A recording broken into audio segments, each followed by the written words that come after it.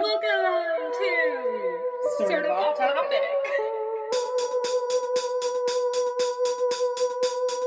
This is my beautiful and talented and very smart friend named Max, and you better fucking respect her. And this is Jamie, my non-romantic life partner, who I would kill or die for 1,000 times over. And if you can't respect her, then you can't respect me. And if you can't respect me, you better get ready for a knuckle sandwich, baby. Hello, and welcome To an episode of Sort of Off Topic. Off Topic. Off Topic. Hi guys, I'm Janie. And I'm Max. And this is the podcast where normally we talk about fairy tales and folk tales, but today Max is gonna fucking nerd out on a subject that she's really passionate about. Wow. She's gonna be in our ear holes telling us about something super interesting, I assume.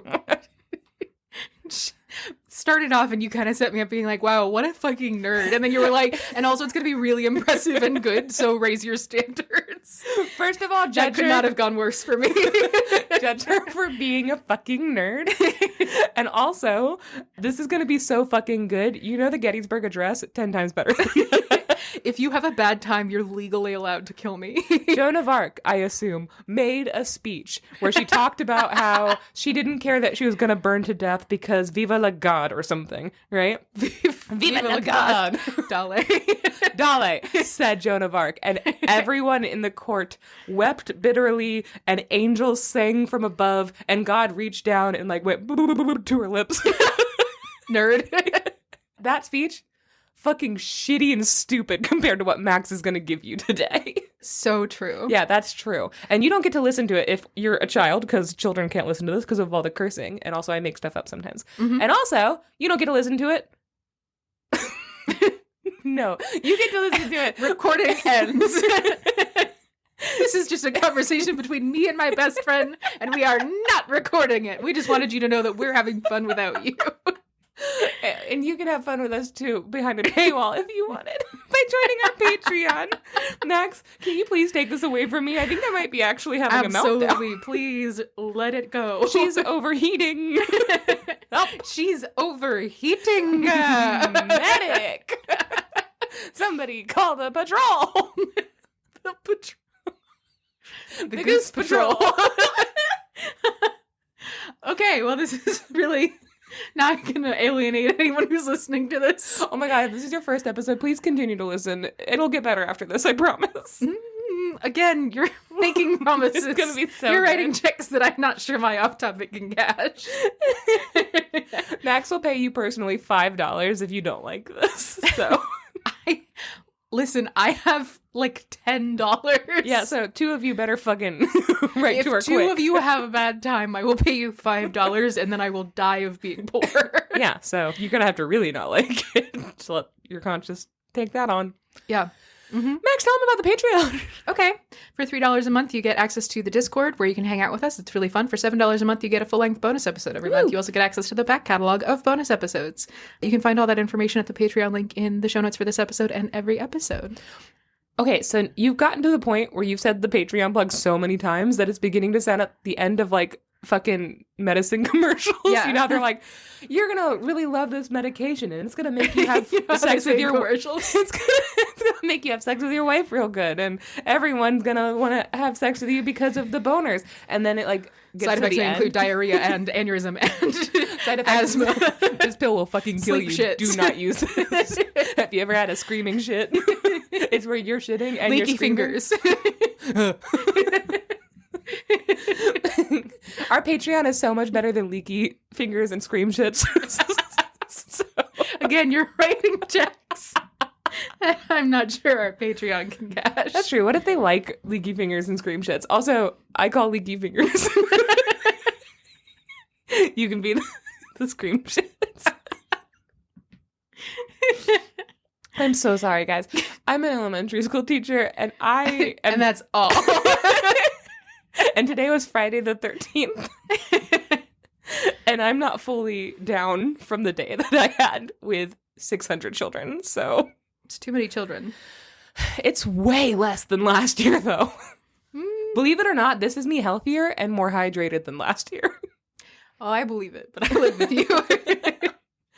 All right. Well, Max, Janie. very medical plug. Good job. Side effects of listening to this podcast may include You might scream shits, leaky fingers, asthma, diarrhea, upset stomach, indigestion. and also you are here. All right. Well, Can I do my fucking I was gonna say, at the risk of people refusing to listen to us because the intro is too long and weird and alienating, why don't we take a quick break, which will only last for a minute? No, a whole second. Don't worry. And then we'll come back and you can just tell me whatever the fuck you're gonna tell me today. Woo! Okay, we'll be right back. Okay, Janie. Okay, Max. New Year's Eve, 1612. Okay, Halloween night, 1962. Oh, Valentine's Day, 1991. Arbor Day, 2014. Oh, St. Patrick's Day, 61. There wasn't even a St. Patrick's Day then. Or was it the first? Is that what you're off topics about? No. New Year's Eve, 1612. A man named Grigory Turzo goes into... Oh my god, I really thought I was going to get further into this before I found a word that I couldn't pronounce. Was it Gregory? No. No. And also his name isn't Gregory. Fucking prove it. Gregory sure sounds like Gregory. It's Georgie is his name. This story has a lot of Hungarian names in it. I'm just here. I'm just a little guy. And it's Friday the 13th, and so we're having bad luck. It's New Year's Eve, 1612. A man named Georgi Turzo goes to Sierra Castle. That was perfect. No notes. And he bursts in through the front door. He finds a woman at her dining table, calmly eating her New Year's Eve dinner. And he immediately places her under arrest. How dare she? Was she not eating black eyed peas? Did she eat all the coins in it? No. Because that's an arrestable offense. He arrests her. Subsequently, the castle is searched. Several of her servants are taken into custody. Over the next days and weeks, there are a series of trials in which 4 of her servants who are arrested as her accomplices are tried. A lot of them are tortured. They are put to death as witches. Okay. The woman herself is not put on trial because she is a noble, and the nobles don't have laws. No punishments for them. It would be super embarrassing if a noble had to be in court. Yeah. So they did not try her for anything. She was simply placed under unofficial house arrest for the remainder of her life, where she died, isolated, and alone. This woman is Elizabeth Bathory. Yeah!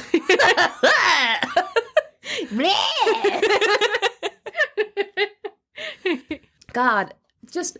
Do you remember the first time you learned anything about Elizabeth Bathory, even if it was like the rumors or like the imagery? Do you remember? No.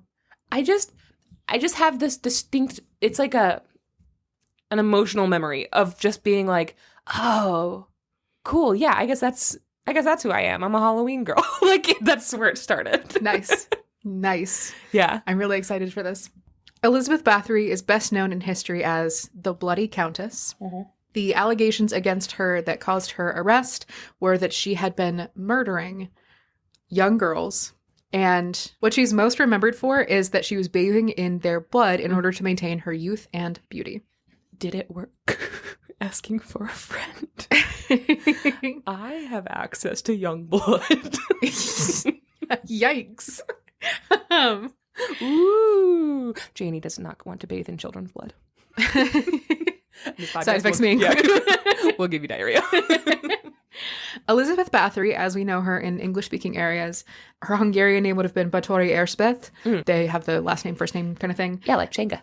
Exactly, like Cengiz Zalka. Was born into the Bathorys, again, the English pronunciation, which were a very powerful and influential family in Hungary during the 1500s and 1600s. From the moment that she was born, she was treated better than 99% of people in the world. Yeah. She was given everything conceivably that she could be given as far as amenities and luxuries and care. There are rumors that are unsubstantiated that she suffered from seizures when she was younger, likely as a result of complications with epilepsy. Oh. There is also a rumor that at the time in Hungary, epilepsy was treated by rubbing the blood of someone who was not affected by epilepsy on the mouth of the person who was affected as a means of a cure. That could, if depending on how young that starts, I could see that developing like some weird like sexual, hypothetically, yeah, right, like something weird sexual thing, you know, yeah, that you take into later life. There are also rumors that they would take a piece of the skull of the person and rub it on your mouth, and that was supposed to help with epilepsy. What? Again, just a person? The person who the blood is from, Janie. I mean, you can get blood without killing them. You rarely get skull without killing someone. Actually, this is a good time to say this. At this point in time in Hungary, there are two classes of people.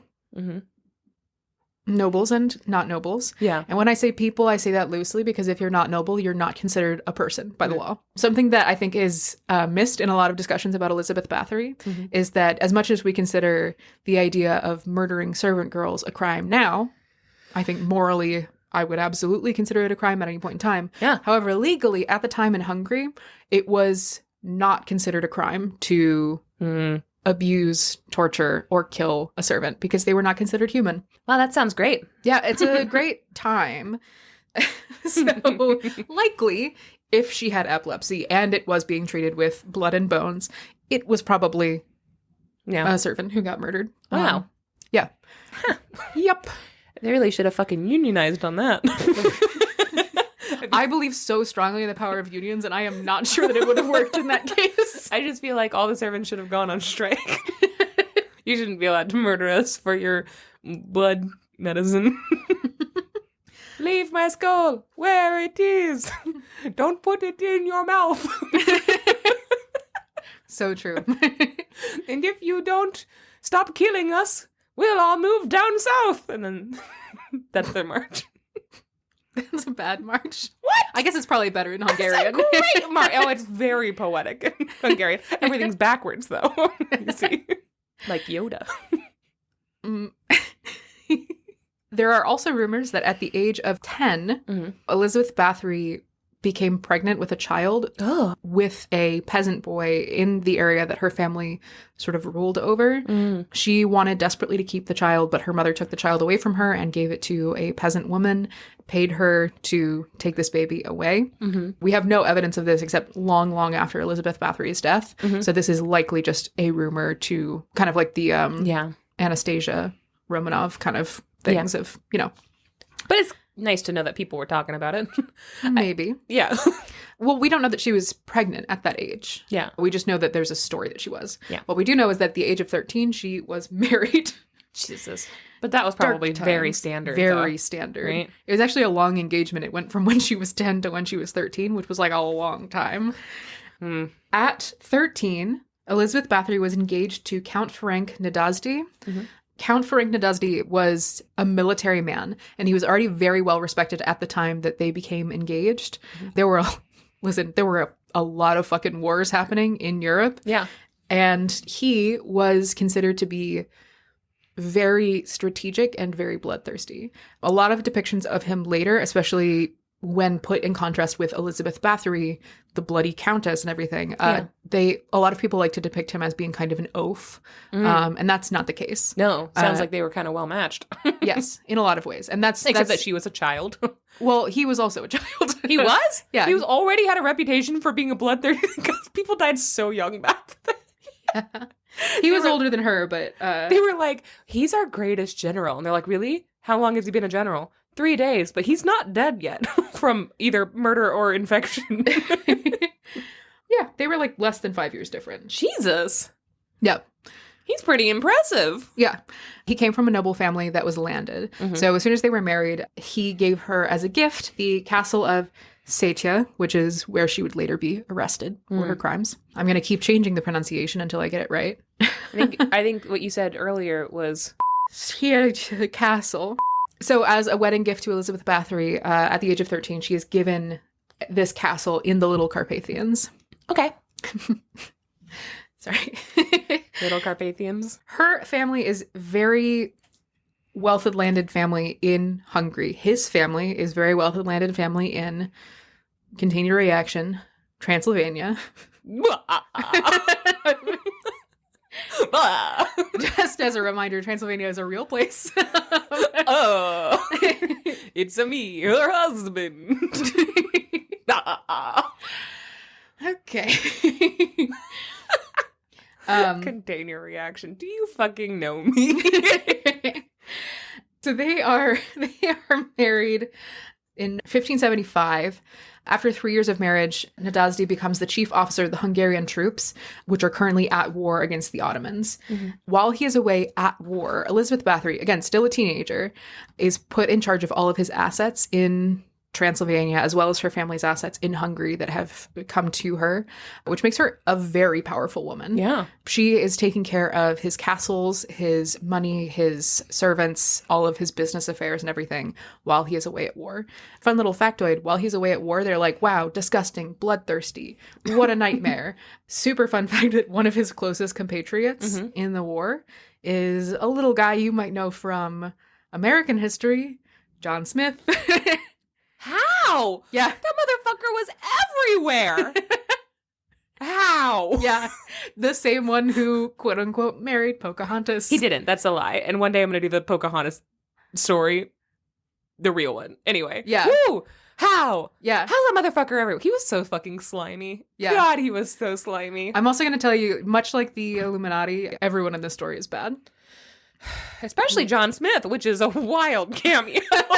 I know, right? That's the weirdest cameo. I would have, if you had given me 1,000,000 years and the prize at the end of that 1,000,000 years of guessing was you get $2 billion, I could have never said John Smith is going to show up.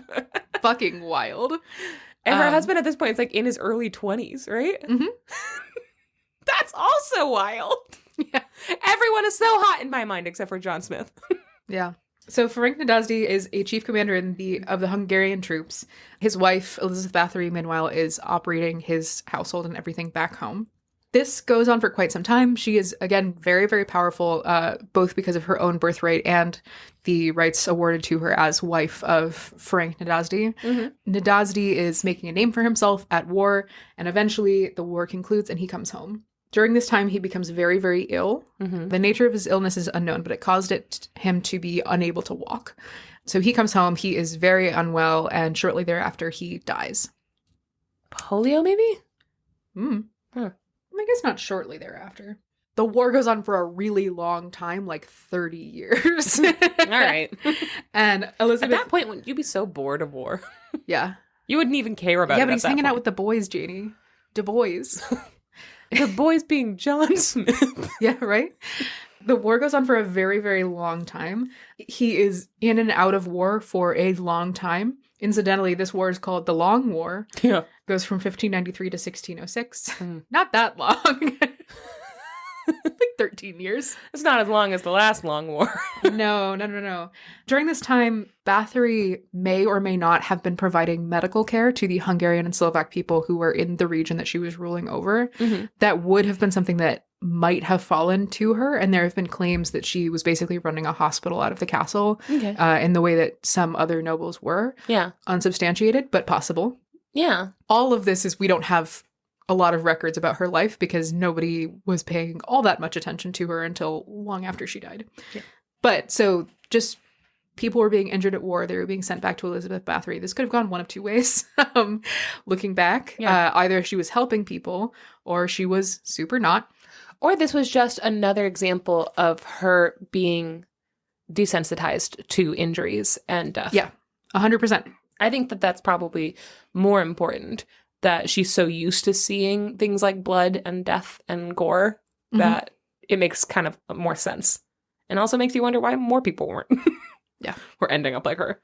Ferenc Nadasdy returns to his castle, and in January of 1604, at the age of 48, he dies as a result of his illness, where he loses his ability to walk and just a wasting disease, basically.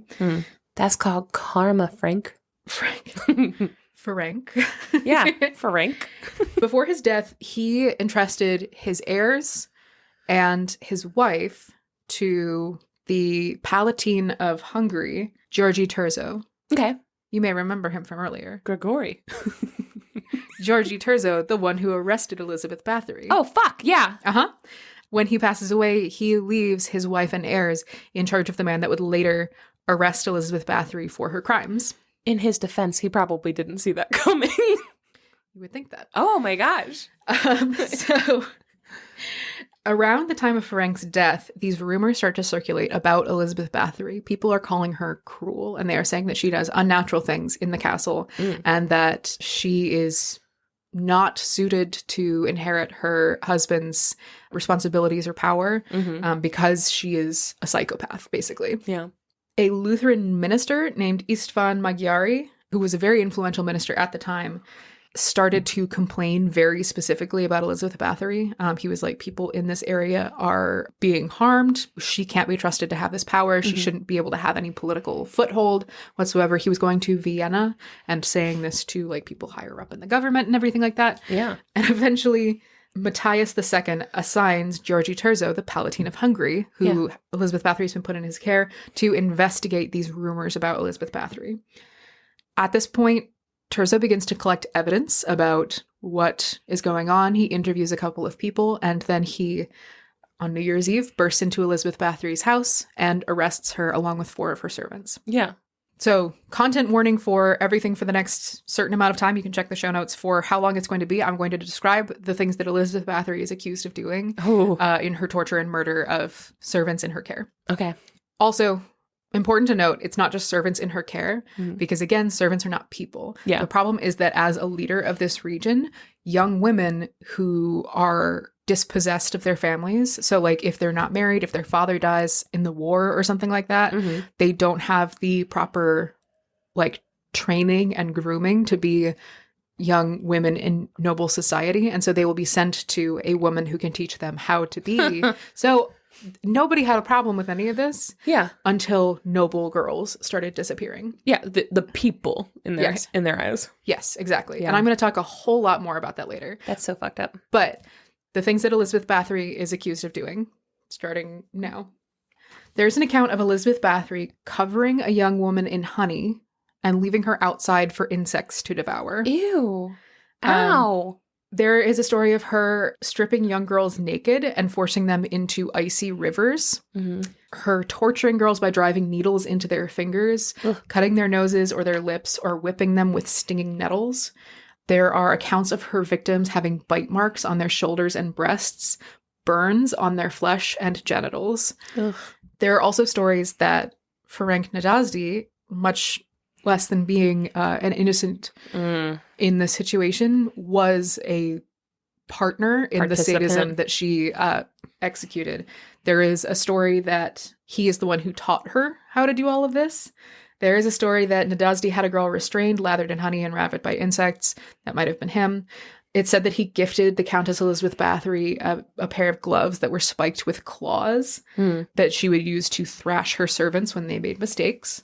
There's also a story that Elizabeth Bathory had an aunt named Clara who, quote from this article, introduced her to orgies and a shadowy circle of people considered sorcerers, witches, and alchemists. So they're like, this kid from moment one was a part of like fucking blood orgies and sacrifices and shit like that. What's upsetting me is that a fuck party with wizards sounds awesome. Yeah, a fuck party with wizards is one thing. I want to go to a wizard fuck party, but I don't like the rest of it. The rest of it's very deeply upsetting. Yeah. I'm just going to read this story. I also kind of am into the idea of clawed gloves. Oh, yeah. I mean, in the right context, absolutely. Maybe at a fuck party with wizards, with consenting adults. Give you a little tickle. I'm trying to lighten this up. This is really fucking dark. Yeah, I'm going to get through it real quick. Testimonies from the trials say that Elizabeth Bathory was aided by her trusted servants. She amused herself by torturing girls with pincers, needles, razors, knives, red-hot irons, and pokers. Some were left to starve in dungeons and torture chambers. And 2 court officials during the trial claimed to have personally witnessed the Countess torture and kill young servant girls. Bathory was also suspected of cannibalism. Yeah. That's kind of the end point. I won't talk about any of those horrible things from here on out. Can I just say, yeah, there is a very similar story about that one Chinese empress, which I did do in an off topic about the fox spirits. Not off topic, sorry. I did do in a regular episode about the fox spirits. It's I don't remember the number, but it's Sweaty Butts in a Meat Forest is the title. That one is so similar of just a sadist, a woman in power who absolutely fucking tortures in the sickest ways. And also, who's that woman from New Orleans who did that? Madame Marie Laveau. Yeah. Kathy Bates played her. Yes. She's also another woman who a woman in power, or at least a wealthy woman, who tortured people in the worst ways. And like, genuinely, I'm like, there are so few women murderers, but I do feel like just throughout history, the scariest ones are all women in general. They're so fucking scary. And it might just be because people weren't really suspecting them, so they were able to get away with things longer, or they were in such positions of power that people weren't able to question them. Yeah. But like, Jesus Christ. Go, girls. Oh, no. No. So, these are the things Elizabeth Bathory is accused of. Yeah. Her servants, who are accused of aiding her, are sentenced to death for witchcraft and either hanged or burned, depending on various accounts. Elizabeth Bathory herself is placed under house arrest in her castle. There are some accounts that say that she was walled up in a brick room in the castle. Good. That is likely considered to be an embellishment. She was probably in a very fancy house arrest where she just got to do whatever she wanted as long as she didn't go out and murder people. But also, it would be fine if she still murdered servants because they're not people. Jesus Christ, you're totally right. Oh my God. A long time after Elizabeth Bathory's death, oh my God, I have to talk about Elizabeth Bathory's death because, again, I'm going to talk a lot about the various historical interpretations of the story of Elizabeth Bathory. And again, this kind of broad range, because the sources are so scarce. Yeah. There's a broad range of things that might have happened. And there have been a lot of historians and theorists that have talked about what could be the truth of Elizabeth Bathory. And I'm going to talk about a lot of those. Yeah. One thing that I really want to avoid is girl bossing her. Yeah. On the one hand, I mean, I guess it's kind of in a dark way. It's nice to see a woman succeeding in a male-dominated field. But like... Yeah, well, this is the problem that you get into with all serial killer stuff, you know, is that there's a very fine line between a love of true crime, which this is true crime, and historical true crime, and also an interesting one, and idolizing heinous monsters, you know. And there is a fine line, and we definitely do not idolize heinous monsters in this house. No. But we do support girls. We do support girls. That's true.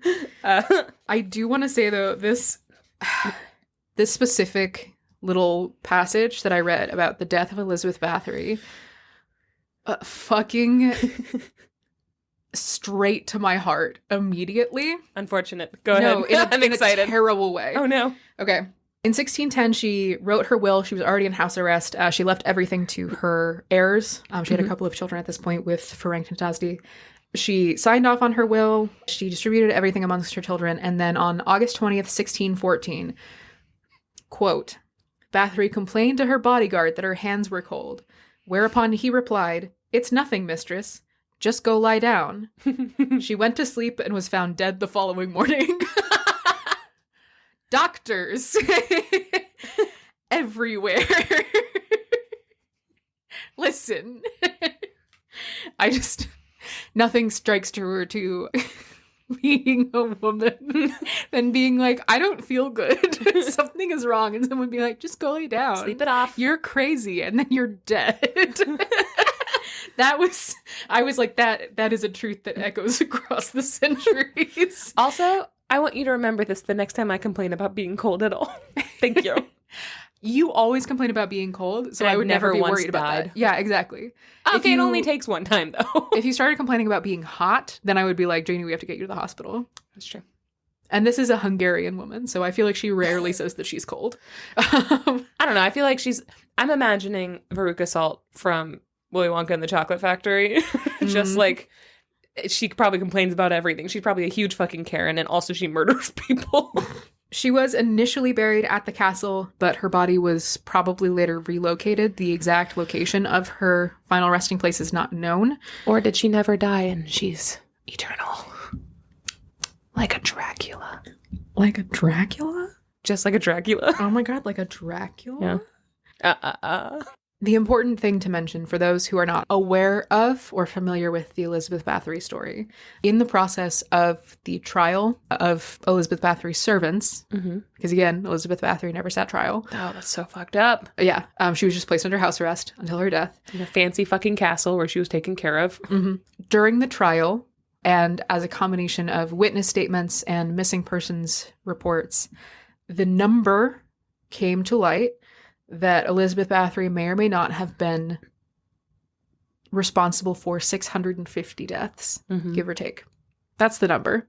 The Guinness Book of World Records records her as the most prolific serial killer in history. Jesus. That's the number that we're talking about when we talk about the serial killer Elizabeth Bathory. Yeah.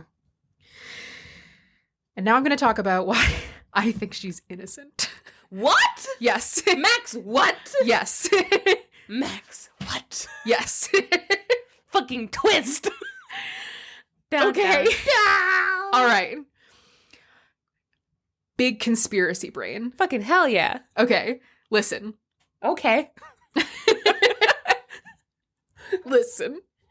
Elizabeth Bathory, in this time, is one of the most powerful women in Hungary, which is a significant force within all of the wars that are going on in Eastern Europe at this time. Yeah. She is one of the only women in power that has control over a significant portion of lands. She comes from a landed family. She comes from a marriage that crosses a national border. Her husband is also a military power. Yeah. She has a lot of fucking power. And also historically, the land that she is ruling over is a clincher in wars, basically. When people take over that area, they get access to winning the war, basically. Yeah, it's like a swing state. Exactly. She is a very, very powerful woman in history. And I think in a lot of ways, this means that we have to interrogate the reasoning behind her investigation and arrest. Yeah. Plus, she's a woman. Yes. Plus, she's a woman that's literally the main thing. Yeah. During this time in Hungary, there is a robust system of citizen complaints where if you have a chicken that goes missing, you register a complaint and the police look into it. No complaints were formally lodged against Elizabeth Bathory during this time. Okay. There is no formal evidence prior to the intervention of Georgie Turso of people complaining about Elizabeth Bathory, except for this Lutheran minister who was going to Vienna and talking to the higher-ups in the government. Okay, but do we trust ministers at this time? We don't trust ministers at this time. And not miniatures either. We don't trust miniatures. Too small. How do they do it? Be bigger. Just you yelling at a miniature pony. Be bigger, idiot. Be bigger, stupid. One of the things that they talk about is the idea that several bodies were discovered on the grounds of the castle. Yeah. And they were like, this is proof that Elizabeth Bathory is torturing and murdering people. However, again, as I mentioned at the top, servants are not considered people. Also, there is a plague that is ravaging Hungary at the same time as all of these wars are happening. Yeah. And peasants, especially peasant servants, usually weren't sent back to their homes if they died. So a lot of it was very standard practice for them to just be buried outside of where they worked, which is... Oh, guys, they're gonna lay me to rest underneath the new playground at my school. It's so nice. So, like, not a bad way to go.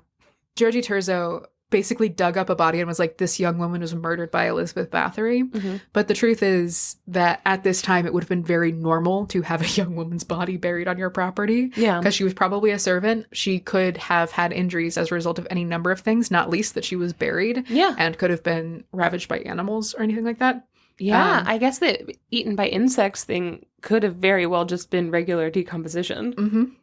It's also worth noting that Georgie Turso, in his original report of his arrest of Elizabeth Bathory, he said that he walked in and he saw her torturing a girl and that he arrested her and that then they like got the girl out of there and then they looked around and they found a bunch of other girls and some of them were like being kept prisoner and like tortured and being starved to death and some of them were dead and all. He was like, we found all these bodies and everything. Yeah. He later recants that statement and he says that he did find her just eating her dinner. A regular dinner, not an ominous dinner. Did he fucking say why he lied? Explain yourself, Georgie. Basically what he said was, he was like, well, we walked in and she was eating dinner and then we saw an injured girl and we were like, obviously she was torturing her. Yeah. Another part of this, though, and this is going to sound like not something that Max would say. The 4 servants that were arrested, 2 of them were heads of the servants, and they would have been in charge of disciplining the servants, which would have been violent discipline at the time. Pretty standard corporal in the society. punishment. Yeah. And there are accounts of those people very violently disciplining the servants in the household. So if someone was injured in the household, it is more likely than not that it was because of the corporal punishment of the higher ups within the servant class. Yeah. That was very, very standard. And it was also something that was never taken into account in basically any other case. So the servants who were arrested alongside Elizabeth Bathory were all tortured and under torture confessed, which, as we know, is witch not, hunt. is not reliable. They pointed fingers at each other and at Elizabeth Bathory and everything, but they also admitted to like this kind of corporal punishment that is very standard at the time. The craziest thing about this for people who are watching the trial is the fact that servants are allowed to testify at all. Yeah. Very strange. And also very strange that anyone was put on trial for murdering servants. Again, this is like, I cannot underline enough the fact that that is not a crime. Yeah, it's not a crime. They were like, why are we doing this like penal case against these people who, like, I mean, yeah, they murdered servants, but like, who cares?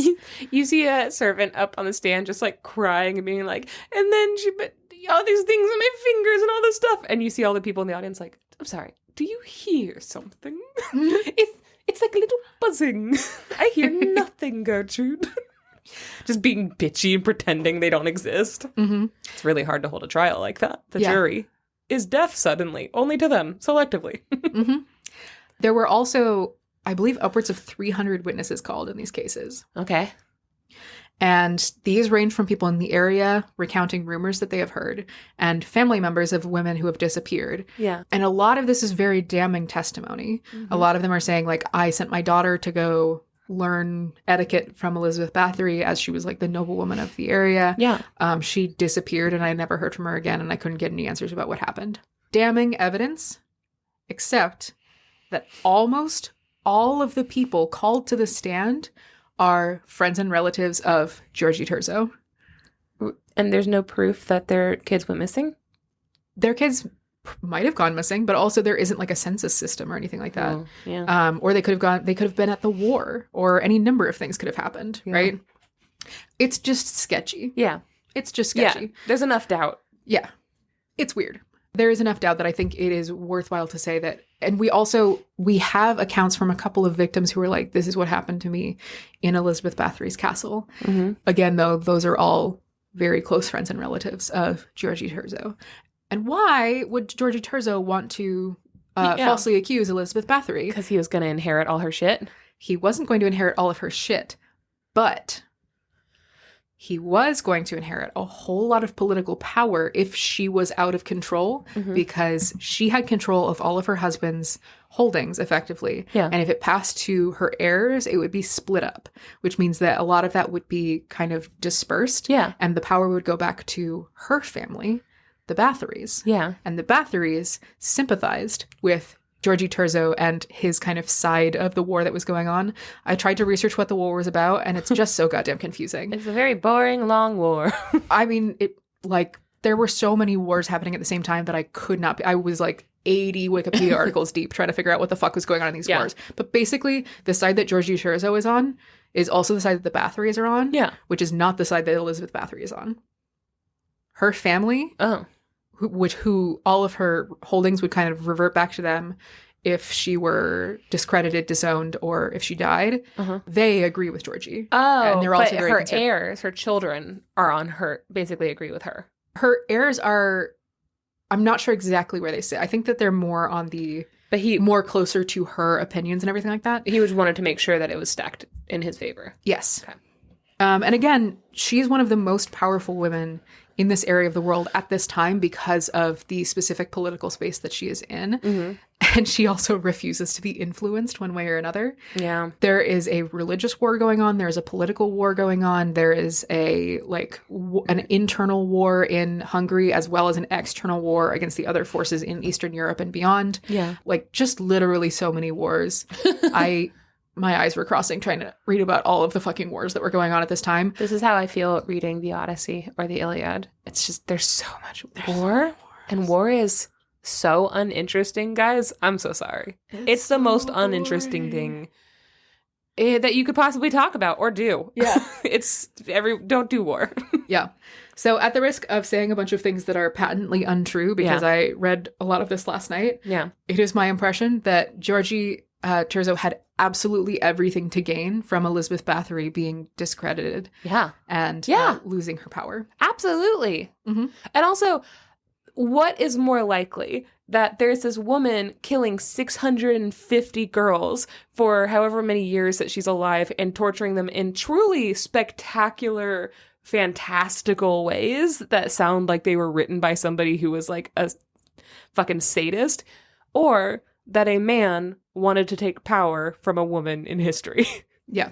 Honestly, which one is more believable? And honestly, so I also found reference to, they were like, this is not the first time that Georgie Terzo was put in this position. Yeah. He has taken down several significant political figureheads with his investigations at this point in time. I wasn't able to find a whole lot of resources about who they were or what happened exactly, but this wouldn't be the first time that he used his investigative strength as Palatine of Hungary in order to cause a political disturbance, which just always coincidentally happens to come out in his favor. It's the idea of accusing anybody as a witch. It's really hard to come back from that. Like, it's almost impossible to regain your good name and not be labeled a witch. You know, no matter what the outcome is, you're gonna have a bad time.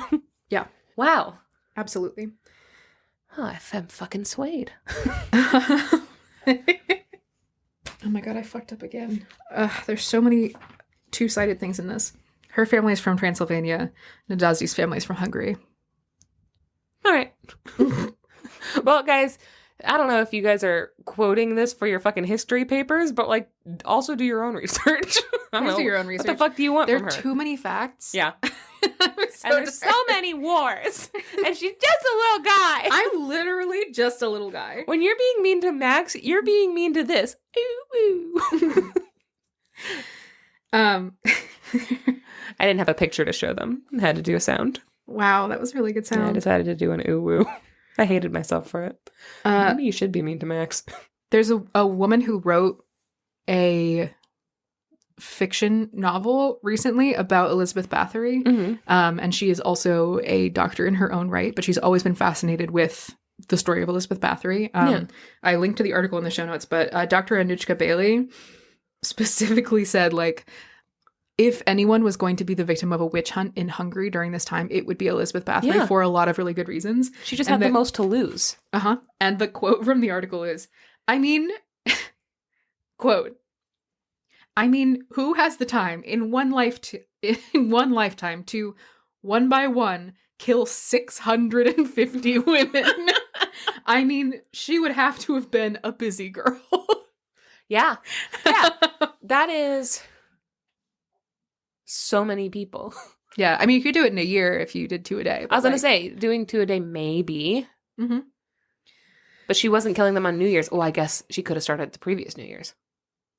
Yeah, the rumors were going around over the course of several years. So it's, like, feasible, but you would have to, like, just the idea of never getting caught up until then. You know, because all the stories that I've ever heard of her, she killed a bunch of noble girls. And it was like they were constantly going missing. And the noble families, they would have started fucking investigating their own fucking kids. 100%.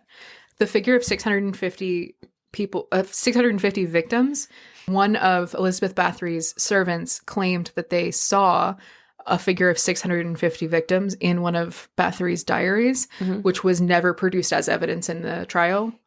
We've never found any evidence that the journal exists or that that piece of evidence was ever brought to light beyond the anecdotal, a servant saying that they saw somewhere that she wrote the word 650. Yeah. Yeah. And servants aren't people, so why are we believing her? That would be crazy. There is also an argument that the dead and wounded girls in Elizabeth Bathory's castle that Terzo attributed as being like tortured and victims of Elizabeth Bathory, again, this is during wartime. It's also during the time of a plague. So it's entirely possible that as the ruler of this region, she might have been offering space for like essentially an emergency hospital in her castle. Yeah. It's not abundantly likely, but it is entirely possible. We don't have a lot of accounts of her actual like personality or how she is around people. Yeah. Because why would you write that down if she's not someone that you are paying attention to necessarily? And especially because she's a woman. Sure wish we had those journals. Yeah. Sure wish that someone had done an investigation and gotten evidence. Yeah. Besides just all of their friends saying that they think probably she's a bad person. Jesus.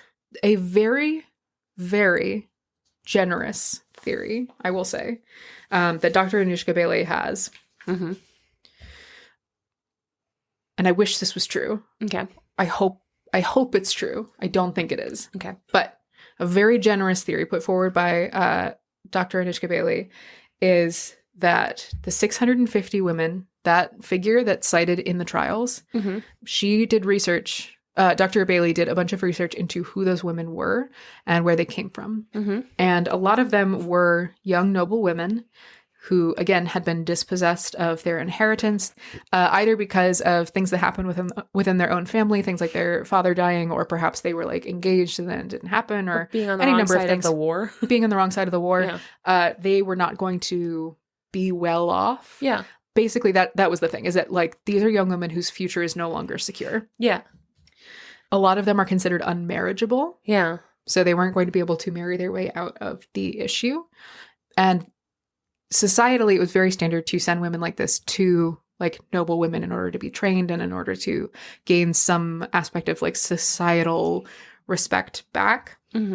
Yeah, you have like a benefactor or like yes, like a patron. Yes, a patron. Jane Austen does it a bunch, like in the Victorian era. Very similar. That was extremely common. Yeah. Another piece of evidence that Dr. Bailey cites in this theory is that Elizabeth Bathory at one of her castles had one of the only printing presses that we have record of. Oh.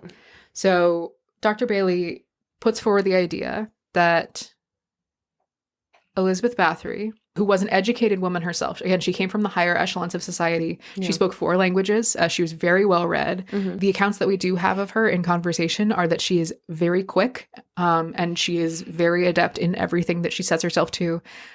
She obviously takes care of the castle and all of the affairs of her husband while he is at war. Yeah. She's a very, very smart woman. The fact that she has a printing press in one of her castles, Dr. Bailey puts forward that what she was actually doing was running a secret institute for these girls, which again is entirely possible. Dr. Bailey also visited the castle and noted that there were a bunch of tunnels underneath the castle, which people have talked about, but they haven't talked about a lot. Yeah.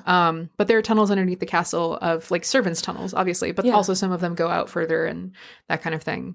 There are a lot of accounts that were brought up in the damning testimony of Elizabeth Bathory that a lot of coffins are seen leaving the castle.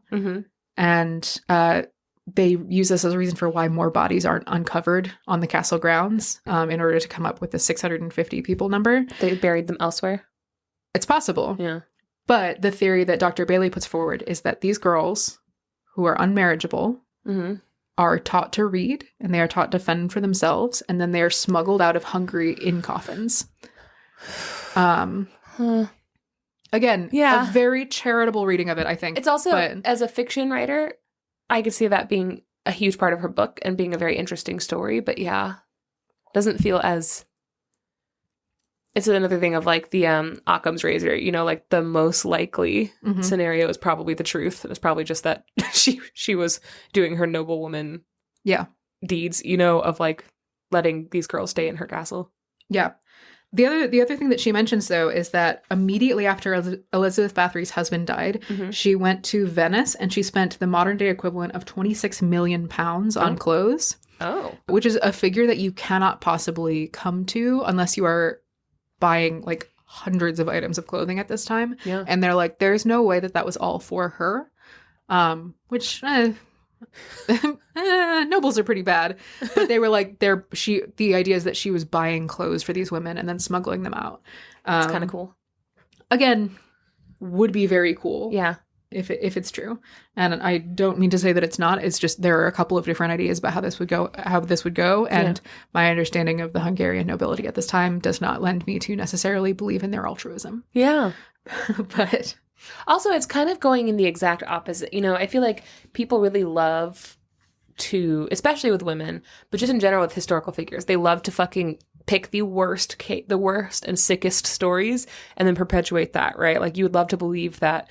It is an interesting thing to believe that Elizabeth Bathory is this horrific, like the worst serial killer in the history of mankind, right? Mm-hmm. Except for maybe Genghis Khan, or Vlad the Impaler.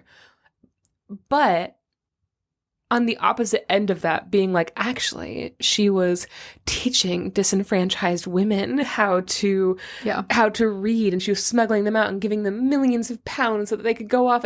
And it's like, well, you're going to the exact opposite end of the spectrum now, where it's like, actually, there was nothing she'd ever done wrong, and she was actually a superhero, and everything about her was great. And it's like, she probably was just a normal fucking lady of the time. Mm-hmm. Yeah. She's probably kind of boring. Yeah.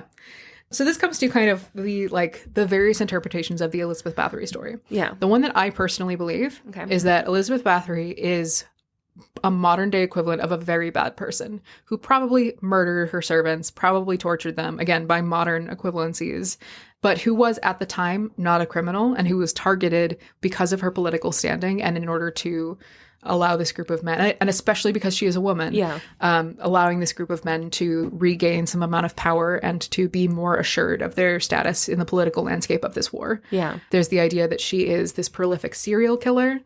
Again, entirely possible that she did really murdered 650 people. There's also the other end of the spectrum that she was smuggling girls out and helping them to find a new life. Yeah. There are a bunch of different theories. There are also ideas that, like, if she was doing all of these serial murders, either it came from her husband teaching her what we know today as sadism, or her Aunt Clara teaching her what we know today as sadism, or one of her servants who was considered to be a witch teaching her about being sadistic. Why does somebody have to teach her? Nobody taught Ted Bundy. Or that she was just a sadist in her own right. Yeah. There are also a lot of people who say that the evidence of epilepsy early in her life could have contributed to violent outbursts if untreated, basically. Yeah, and being spoiled. So there's a lot going on here, and a lot that might be true about Elizabeth Bathory. Something that I will say is almost certainly not true is that she did not bathe in blood. Okay. That detail comes up almost 100 years after her death and is put forward by where is it? Where the fuck is it? By what if the name is just like a Wattpad name and it's like Snow Penis 69? Ice pee. Ice pee 69 420. She bathed in blood. Sexy, naked, in blood. Ooh. And also doctors hate her. And also Harry Styles was there. Oh, I wasn't going to mention this, but the servant who was purported to be a witch, her name is Darvulia. Ooh. I know, right? That's the only reason why I mentioned it. Darvulia. Mm-hmm. Between the accusations of the four servants, the realistic number of like what they claimed Elizabeth Bathory had done, they claimed that she had killed between 36 and 50 people, which is much more reasonable, I think. That is more reasonable. That's more doable, especially at the time. Absolutely. This is over the course of about 10 years when she was receiving women as wards. But at the same time, again, this is a time of plague, and that was pretty much the standard death rate for anyone, where they were like, this many people died under Elizabeth Bathory's care. And it's like, well, that many people died everywhere. Except that same excuse could be the reason why she got away with it. Entirely possible. You know? And this is very much like, again, the investigation is obviously biased, and the evidence that we have is minimal. So it's very hard to say it literally could go either way. Yeah. But yes, could be that she was getting away with it because of the plague. Could be just that they died of the plague. Who knows? Yeah. Oh, another really important factor is that Elizabeth Bathory and her family were very wealthy at the time. And during this time of war, there were a couple of different, very significant parties who were in debt to Elizabeth Bathory. Oh. Among them, the Roman Catholic Church. Uh-oh. The Habsburgs. Who's the Habsburgs? The Habsburgs of Spain, the the ruling family. I don't think I know who the Habsburgs are. The Habsburg Empire. They're a family that was very closely I'm going to get all of this wrong. But they were in Spain, and they basically ruled everything for a long time. They were effectively the Lannisters. Oh. Of this period of European history.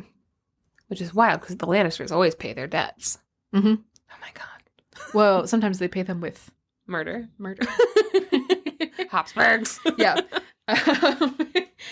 Yeah, so there were a bunch of very influential and important people who were in debt to Elizabeth Bathory, a lot in debt. Yeah. And when she was discredited, those debts were erased. Huh. Interesting. Just important to note. Wouldn't you? Curious. Would the Roman Catholic Church do such a thing? No. They certainly wouldn't use witchcraft as the reason why either. My God, that would be crazy. That's wild. Wild, I say. That would be crazy. Elizabeth Bathory also supported her nephew, Prince Gabor Bathory of Transylvania, who was in conflict with the Habsburgs. Mm. So that's one of her political motivations, that they're this is why she was, if someone was going to frame her, this would be a really good reason why, is because she and all of her money and all of her power were behind someone who's kind of an underdog in this war and who was opposing the Habsburgs, who are massively powerful and influential. So they were the Starks. No. What? Oh, yes, maybe. Okay. No, they might be the... I would say they're more the... I can't remember the other houses. Name the character you're thinking of. Not the Tyrells. I was going to say, because they're working with them. The Greyjoys? I guess kind of like the Tyrells, because the Tyrells were bankrolling everyone, kind of. They were the... Yeah, but they were also in line with... They were... I'm not going to analogize.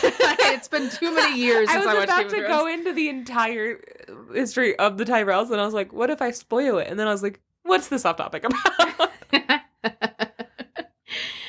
The claim that Elizabeth Bathory bathed in the blood of the women that she murdered didn't come until about 100 years after her death. A man named Laszlo Turoczki, who was a Jesuit priest, wrote an account of Elizabeth Bathory, and he was and she did all this gross stuff. Yeah. And this came out 100 years after her death. There is no mention of this prior to that point. And also the point at which this is written is during a vampire mania. Mm-hmm. It's not just in the 2000s. He was writing fan fiction, and his screen name was Ice PP 6969. Ice PP 6969. During the time in the 18th century, the 1700s, that this account of Elizabeth Bathory is written, there is a vampire panic in Europe, and especially in Bavaria, which is kind of the same region that Elizabeth Bathory was in. Again, shifting borders, it's hard to say, that whole area. Yeah. You know. But there is this massive panic where people start claiming that people are coming back from the dead, and they're seeing dead family members who are attacking them and asking them for... I have a couple of accounts here.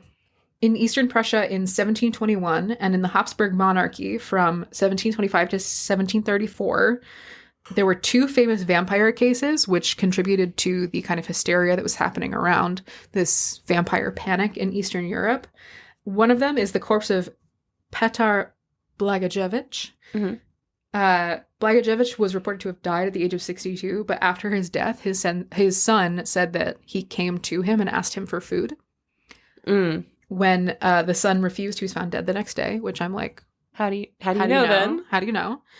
And after that, supposedly Blagojevich returned and attacked some neighbors and asked them for food and then ate their blood or something like that. Yeah. The second case is the case of Arnold Ploy, who was an ex-soldier. He'd allegedly been attacked by a vampire. He died, and then after his death and burial, people kept claiming to see him around. Yeah. One of those classic situations. Classic. This period of time is called the 18th century vampire controversy. It goes on for 60 years. And it's It's fully just a hysteria where any accusations of witchcraft or vampirism, people are just digging up dead bodies and stabbing them a bunch. Or if someone's like, oh, like, I actually saw you die and now you're here. And so they were murdering people and like all this kind of, classic, like, vampire shit. You know how it is historically. It was so serious that at the time, nobles like hired a series of scientists and private investigators to be like, are vampires real and do we need to be worried? And all of them came back with like, no, they're not real. And that still did not stop the absolute hysteria that was happening. Guys, the truth about history and folklore is that the biggest monsters in the entire world have always just been humans to each other. 100%. 100%. There's an article by Vamped, which I think you should specifically read. That I think you wrote. I think you wrote it. J'accuse, Janie. Oh, damn. There's an article that I have linked in my sources for this episode from vamped.com, which talks about Elizabeth Bathory and her kind of legacy as this bloody countess. I'm just going to read this out. It is this writer's opinion that where there's smoke, there's fire. Though the number of victims was no doubt exaggerated, it is unlikely that a murder frame would have got so elaborate to suggest that there were over 650 victims, when a few choice ones would have no doubt sufficed to condemn her. Yeah. Neither would a framed murderer have been allowed to live, bricked up in a room until their natural death, if the crown had elected to scapegoat her for their purposes. So this idea is kind of that, like, yes, she may or may not have been scapegoated, but also there is some truth to this where it's like, well, how would you wouldn't, if you were trying to get someone discredited, you wouldn't accuse them of murdering 600 people. You would accuse them of killing like 10 very important people. Yeah. Or like one person would have been enough. Yeah. Except that, no, I don't really agree with that at all. Because have you ever fucking seen a little show I like to call The Crucible? Oh, I haven't actually. Oh, it's pretty good.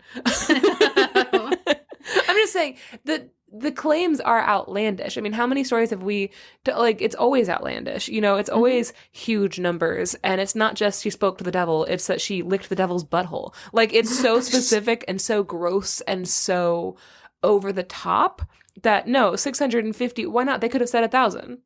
I'm surprised it wasn't bigger than that.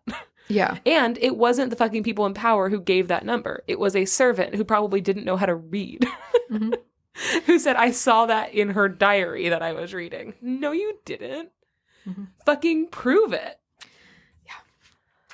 Yeah.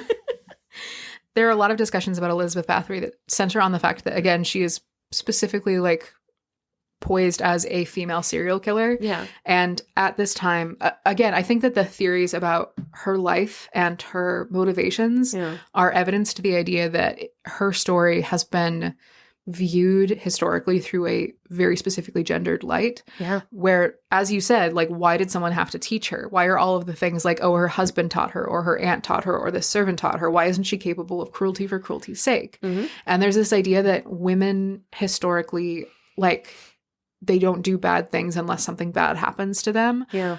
And that's just not true. Yeah. Psychos are psychos.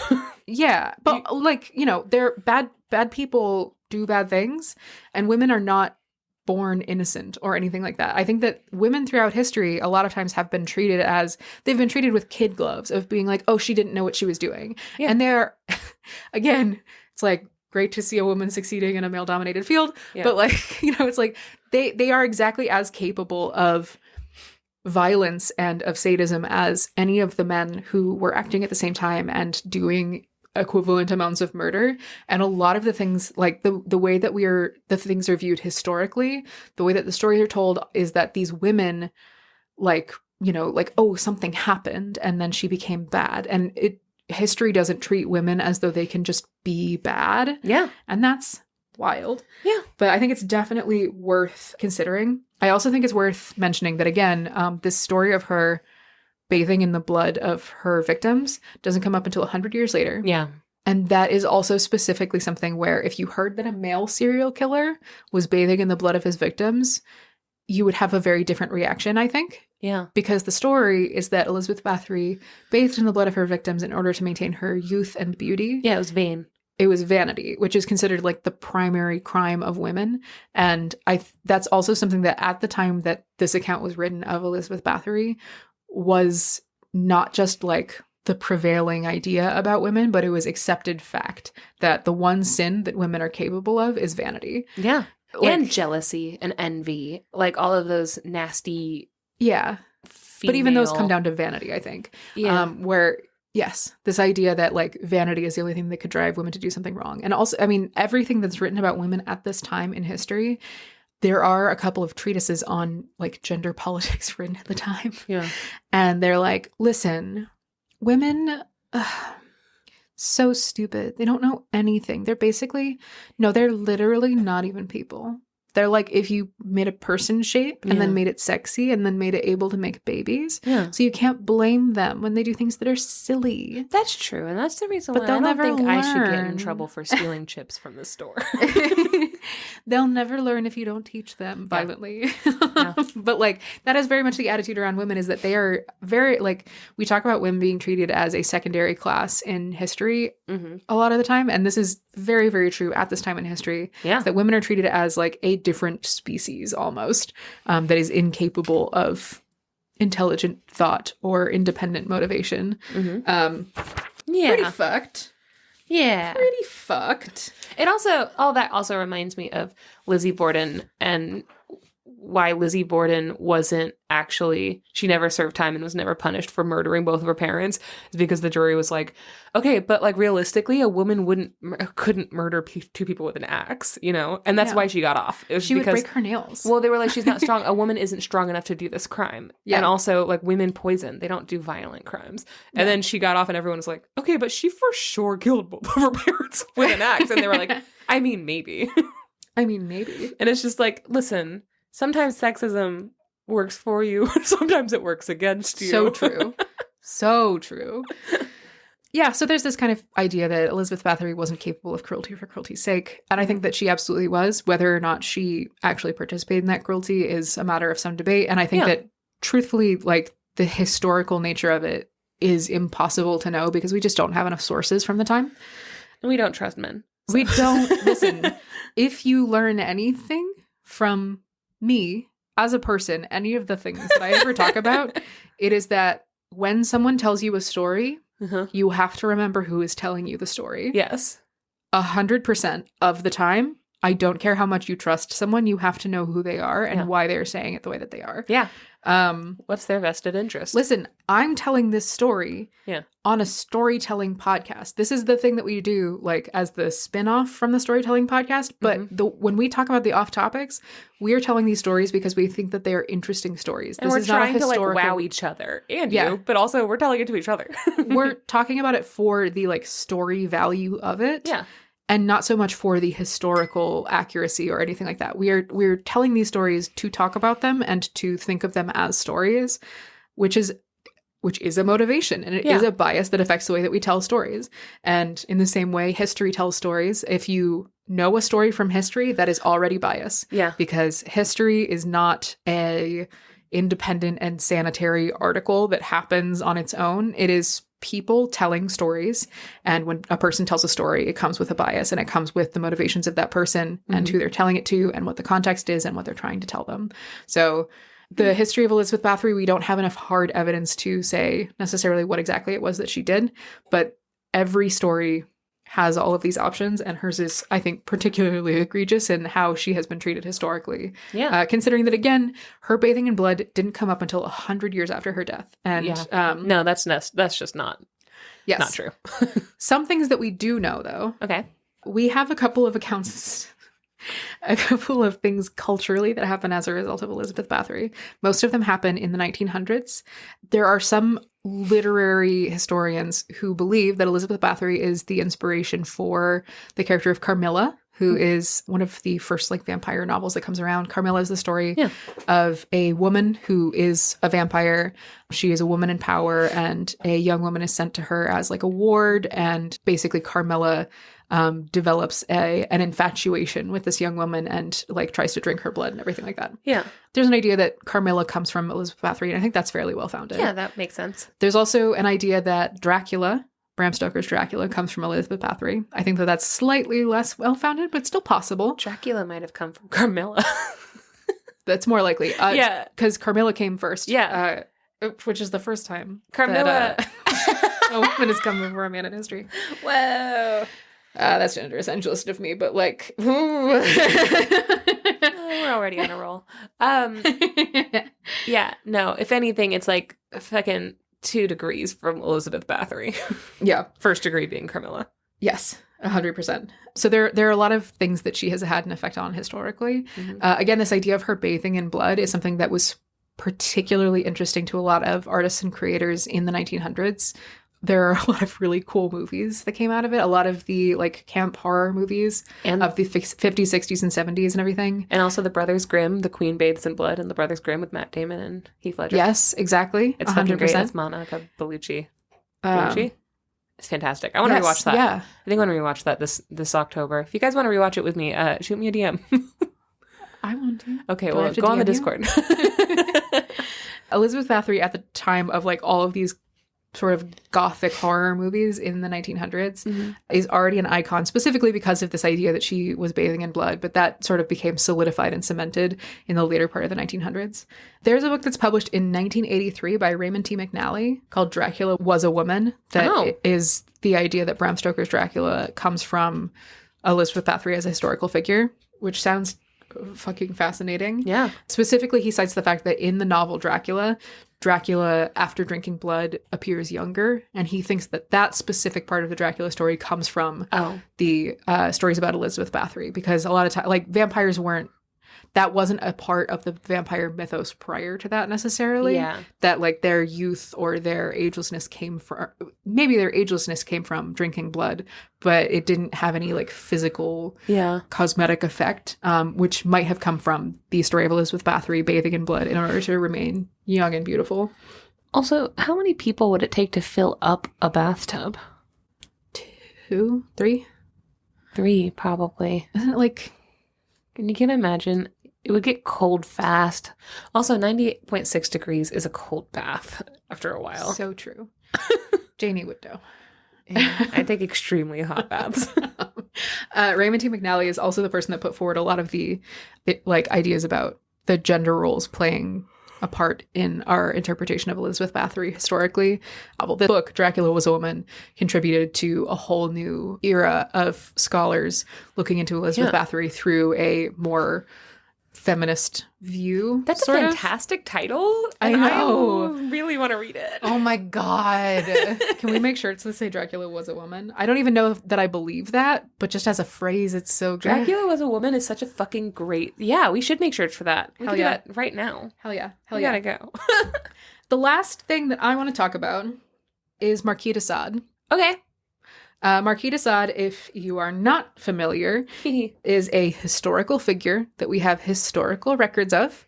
He was a man in the 17 and 1800s in France. His given name is Donatien Alphonse Francois. Marquis de Sade was his title. He is the reason why we have the word sadism. Mm-hmm. It comes from him. Yeah.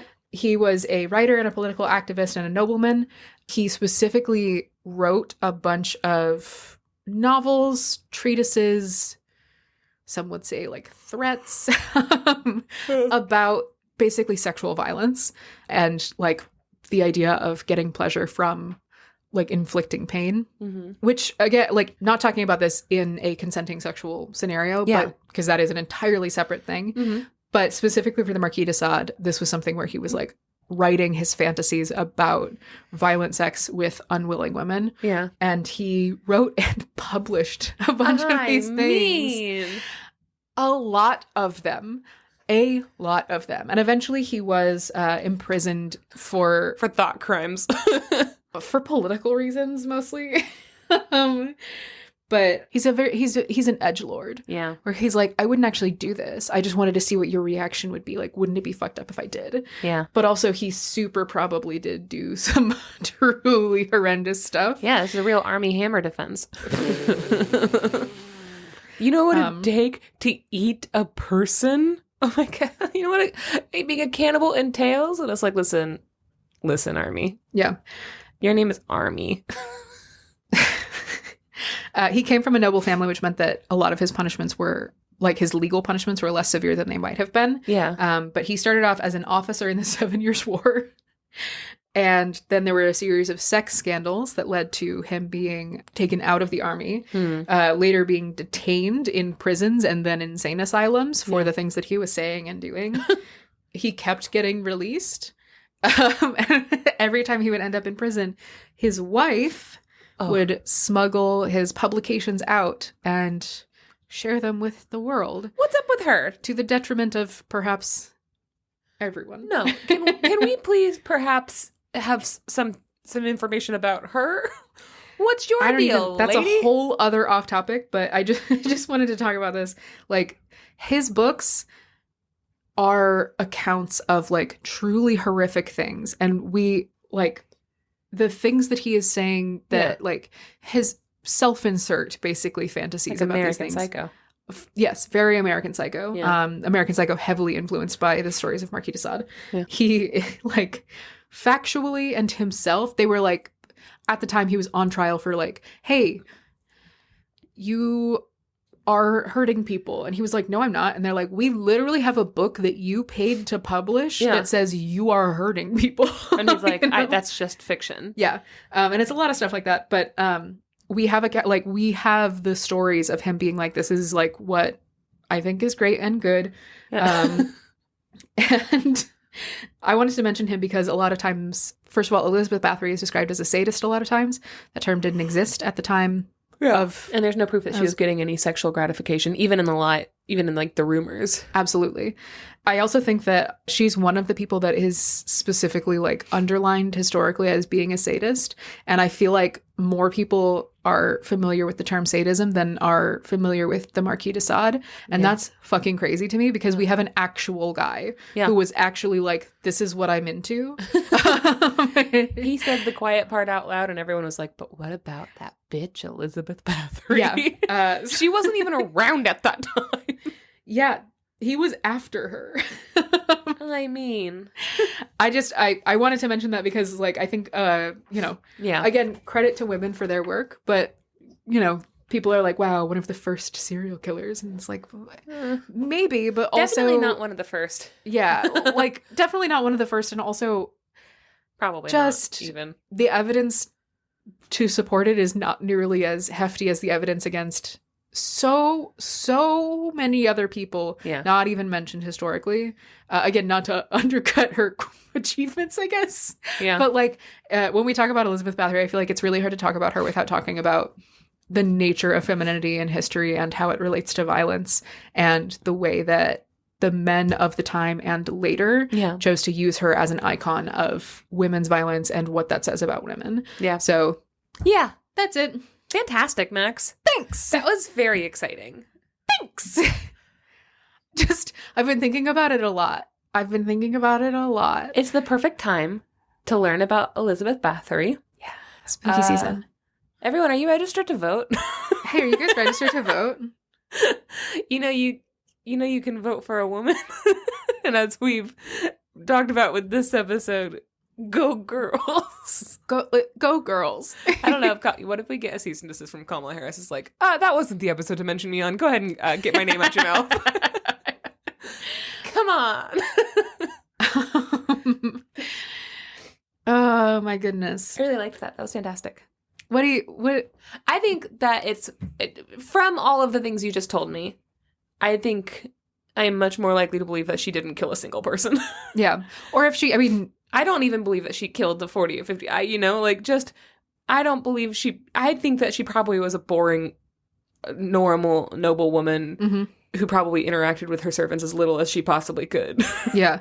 Even like a lot of noble women at the time, though, probably would have had a kill count of like 40 or 50 of just murdering their servants on accident. I feel like just because they weren't considered people. But I don't even know if that's you know the what truth, I mean. Because like the servants. This is what's getting me. The servants aren't slaves, right? They're not like. And I'm sure that it was a little bit difficult. I'm sure it wasn't like super easy.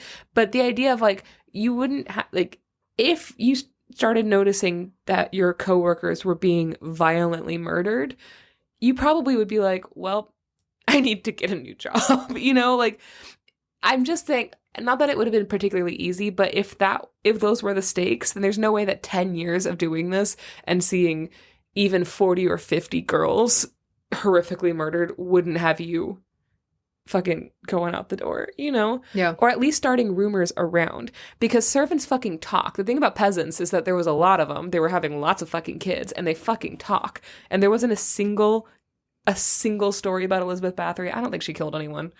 I don't know, but I mean, also though at the same time, I mean, servants weren't considered people, and I think that also affects the way that you think of yourself, where it might be, or the way that you think of your peers, where they were like, yeah, I mean, that servant died because she beat them so hard that they died, and that's what happens when you're a servant like me. Except that it wasn't just servants; it was a lot of noble women. You know, it was a lot of noble girls. I think that's a separate. I don't think that she murdered any noble women. I truly don't think that she did. I think she might have murdered servants, but I don't think that she murdered any noble women. I guess we would never know with the servants, but I'm just going to go on record and say I personally, at this point, I'm like, I probably didn't kill anyone. Yeah, I don't think that people were dying like that.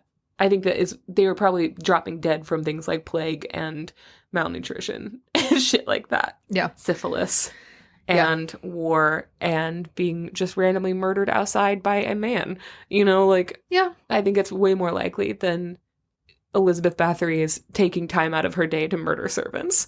Yeah. Probably not. Also, anytime there's witch trials involved, it automatically discredits the entire history. Yeah. I think the real moral of the story, beyond anything else we've talked about, is that it was rough in Hungary. I know. In the 1600s. I think if we all go back in time, we stay out of Hungary in the 1600s. You really don't want to be there between like 1400 and like 1850. I feel like. Yeah, you maybe know, to stay out of Hungary for a little while. Visit now, because Hungary seems lovely now. Yeah. Wasn't great for a lot of people a lot of the time historically. Yeah. Also, I'm thinking about it now. I've met several Hungarian women, and they're always the nicest women I've ever met, and they're always fucking brilliant. Every single Hungarian woman. I've never met a Hungarian man, and what do you guys like? If you're a Hungarian man, email me. Are you nice? Are there any hot Hungarian men in our area? It was just a weird thing where I was like, I know a disproportionate amount of Hungarian women. Where are all the men? Anyway, that's not the point of this. Well, Max, fantastic. Thank you so much. I had another thought about Hungarian men. No, I had another thought about Elizabeth Bathory. Now I can't remember. I'm thinking Marie Laveau is not right. Yes, that was incorrect. Marie Laveau was not the person who was torturing slaves in New Orleans at that time in history. Marie Laveau was the voodoo queen of New Orleans. Madame Lalaurie was the person who was absolutely one of the worst people in history. Lalaurie. I am surprised I couldn't remember Lalaurie, but to be fair, I also didn't remember Laveau's name. Yeah, so that is a deeply damaging mistake to make, and I very aggressively apologize. It is literally just because their names both start with La. They both start with L, and also because the last time, I would say me, but probably you two, thought about either of them was just when casually watching American Horror Story Coven and thinking, this is a bad season. So, like... I didn't hate it, but... Rewatching it, I didn't hate it, but I haven't thought about it since then, so they got mixed up in my head, for sure. As two TV characters and not two historical figures. Yeah. Marie Laveau was, like, a huge figure of Black African people, formerly enslaved people, especially in Louisiana. Yeah. Madame Lalaurie was torturing and murdering those people, so they are perhaps the opposite historically. Not the same people! Not to be confused. I'm really happy you caught it. Yep. We would have gotten some angry emails. And we would have deserved... I would have deserved them. I would have gotten caught in the crossfire. Yep. All right. Well, guys, if you enjoyed this episode and if you have any like strong opinions about Elizabeth Bathory, tell us where you're at, because Max and I are in a little bit of a disagreement here. Are you on the spectrum? We're not fighting. Max and I are kicking each other under the table. So if you're on the end of the spectrum that I am, which is that she was a boring woman who didn't kill anyone and she... probably not significant and wouldn't have made a blip in history otherwise. Mm-hmm. Are you on that end of the spectrum with me? Or are you at the end of the spectrum where it's like she was murdering 7 girls a day and bathing in their blood and actually she's a huge bitch? I hope you're not there. Yeah. Are you a man from the 1500s? You have to let us know. Otherwise it's entrapment. Otherwise it's entrapment. Yeah. So yeah, you can let us know by texting us, by clicking the link in the show notes, and I'll post those to the stories because I really like them. You can also DM on us on Instagram or TikTok. Those are both at Sort of the Story. You can also get access to the Discord by joining the Patreon at the $3 or $7 level, and we'll probably have lots of conversations about that in the Discord, so we'd love to see you there. And you can also email us at sortofthestory@gmail.com. And all of the information and the links that Max got her stuff from is in the show notes and also on our website, www.sortofthestory.com. Send us a message. I truly believe that the story of Elizabeth Bathory is as enduring as it is because her name is Elizabeth Bathory, and it makes it really easy to remember that she was taking bath in blood. She bathing. Yeah, she is Báthory. Yeah. Yeah, that fucking uninteresting and uncreative Jesuit priest. Yeah. Oh my God. Seriously. Also, like, based on a mispronunciation of her Hungarian name. But let us know if you think there's a historical figure that has a more appropriate name for their reputation. We accidentally erased the part of the podcast where we already did this outro, but I said Johnny Shit Rocks. And I think it's still valid. Still not a person. That serial killer who shit rocks. If you join us on the Discord, you're more than welcome to take the username Johnny Shit Rocks. Please feel free. That one's wide open. I guarantee it. Go fight. Fight for it. Johnny Shit Rocks the first. And if Johnny Shit Rocks the second.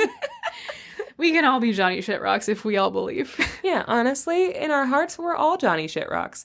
And leave us a 5-star review on Apple Podcasts. It'll make me happy, okay? But it also helps us get to more people, and we'd always like more people to have to listen to this. If you're brand new, honestly, here's my what. If this is your first episode ever, and you made it to the end, can you please DM us?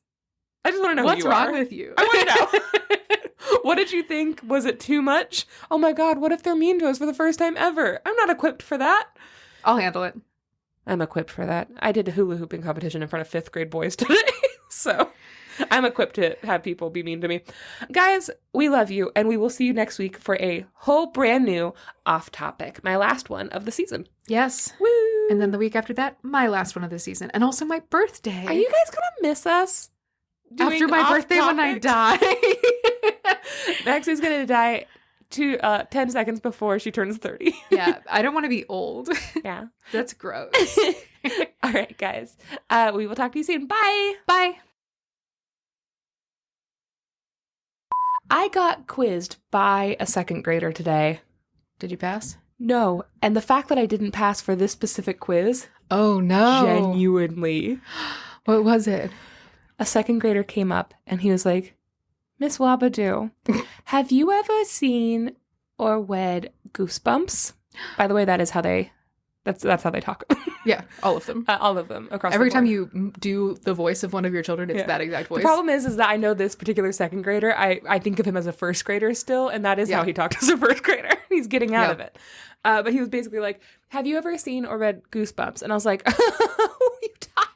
I made Goosebumps. I am Goosebumps. Don't fucking look at me like I'm a chump that doesn't know Goosebumps. You fucking, how old are you? Yeah. When you went to China, I bought you Goosebumps books. You did? Yeah. Which ones? I don't remember this. I don't remember either, but it was, I made you that fucked up cake, and then I bought you Goosebumps books, and then I think a DVD about serial killers.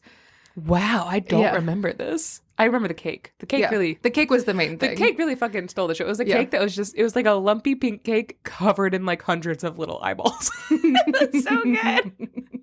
Anyway, he comes up and he's like, do you know Goosebumps? And I was like, yeah, you could say I know Goosebumps. Yeah, I think I know a thing or two about Goosebumps. And he was like, I watched a lot of Goosebumps, and my mom said that I could, and it was really scary. And he started like talking my ear off about Goosebumps, and I was like, this is really exciting. Yeah. I feel like a Goosebumps connoisseur, and it's nice to see the next generation appreciating it. And he goes, did you see the one with the slime? And I was like, oh yeah, I've seen the one with the slime, because I remember reading the book. I don't even know if I probably have, but I remember reading the book and seeing the cover and stuff. And he was like, what color was the slime? Green. I said green. There's so many green slimes. It's purple. And I literally almost threw this child across the lunchroom because of the way he was like, it's purple. And I was like, ah! Oh, no. Yeah, it was the worst day of my life. That really Friday feels like... the 13th really fucking got me this year, guys. Oh my God, I forgot the whole time. Yeah, it was Friday the 13th. Oh my God. And I answered a Goosebumps question wrong.